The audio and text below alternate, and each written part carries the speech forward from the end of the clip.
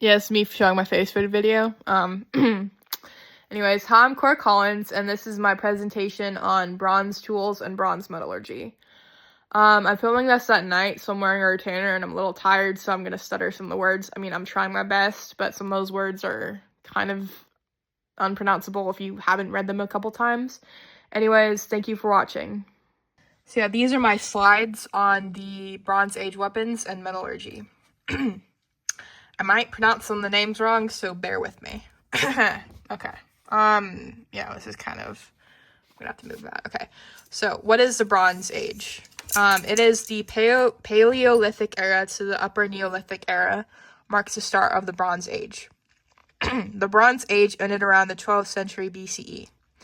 Specifically, the exact time period, or like the timeline numbers, I don't know what you want to call that, 3,300 BCE to 12,000 BCE.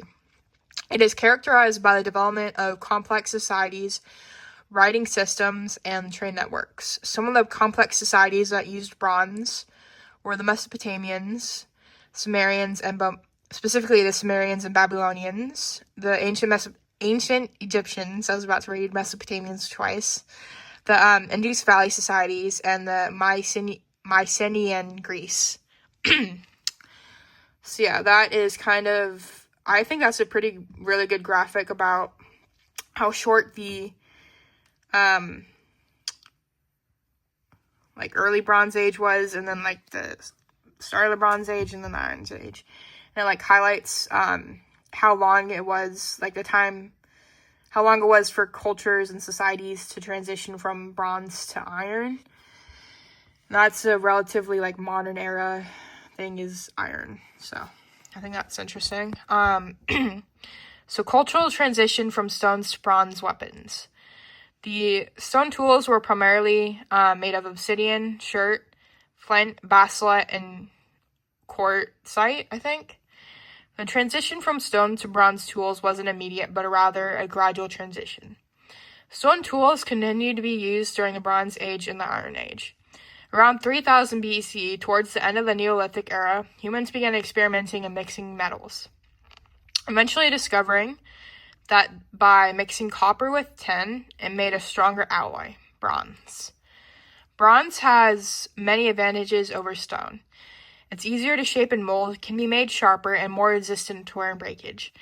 Look at that. You literally have to spend hours with a stone hitting another stone until it makes the desired shape you want. Now, it's pretty easy to do this with obsidian, but I still wouldn't have enough patience to do it, because once it chips and you like make a wrong move, then you have to start over.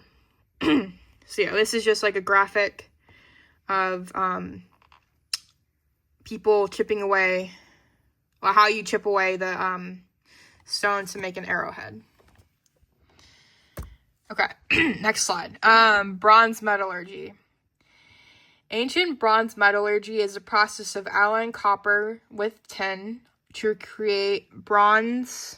The glare is so bad. Okay. Ancient bronze metallurgy involves 4 key processes. Mining and smelting. The ores were mined, then heated to extract the metal. Alloying. The heated ores were combined in a crucible, or container, to create bronze. Now, these last steps, they either did both, like they casted it and then hammered and shaped it, or they just casted it, or they just hammered and shaped it. It depends on, like what they wanted to make. So casting, the molten bronze was then poured into a mold to create the wanted shape. And then hammering and shaping. Instead of a mold, they can wait until the metal is semi-cooled and then hammer it until it's a desired shape. And then this is kind of like a graphic of them first like mining the needed ores and then putting it into a crucible and then pouring it into a mold. And this is like them hammering and shaping the metals. Examples of bronze tools. Ancient civilizations made bronze tools for everyday use as well as warfare.